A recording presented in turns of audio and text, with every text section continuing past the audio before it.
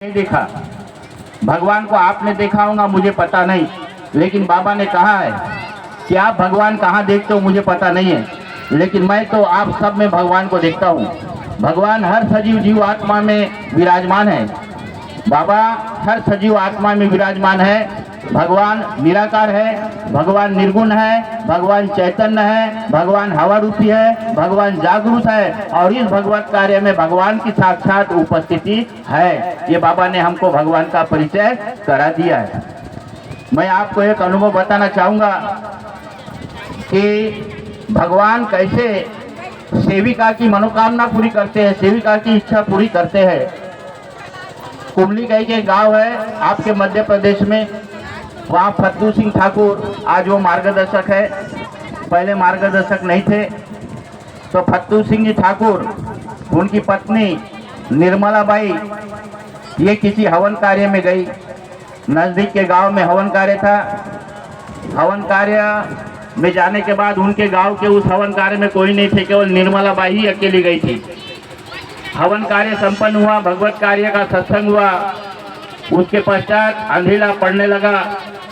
Nirmala by उस कार्यक्रम संपन्न होने के बाद उसे अपने गांव जाना था। उस कार्यक्रम में निर्मला बाई ने भगवान से विनती की कि हे भगवान बाबा हनुमान जी, ये महान त्यागी बाबा जुमदेव जी, मैं आपके कार्य में यहाँ आई हूँ। बाबा अंधेरा हो चुका है, मैं अपने गांव की अकेली सेविका हूँ। बाबा आप मेरे साथ में चलो, मुझे अपने गांव तक पहुँचा दो। ऐसी विनती उस निर्मला बाई ने भगवान से की। भगवान सबकी सुनता है, भगवान शब्दों पे खड़ा है। बाबा ने उस बाई की सुन ली।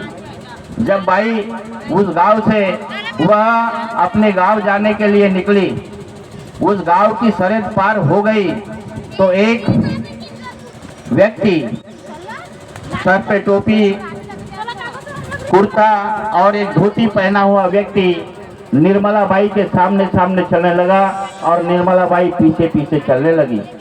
कुमली गांव तक बाबा उसके सामने सामने चलने लगे, निर्मला बाई पीछे पीछे चलने लगी। जैसे ही कुमली गांव आया वैसे ही बाबा अल्पस्त हो गए। बाबा फिर उसको दिखे नहीं। वह घर में आई, उसको बहुत ही बड़ा प्रैक्टिकल अनुभव मिला और वो मेरी बड़े पिताजी की लड़की है। निर्मला बाई अभी तो नहीं है, परमेश्वर में विलीन हो गई। तो जब उसको इतना बड़ा अनुभव मिला तो वो अपने गांव से हमारे गांव आई और ये अनुभव मेरे पिताजी को बताने लगी कि बोले काका जी, मुझे इतना बड़ा अनुभव मिला।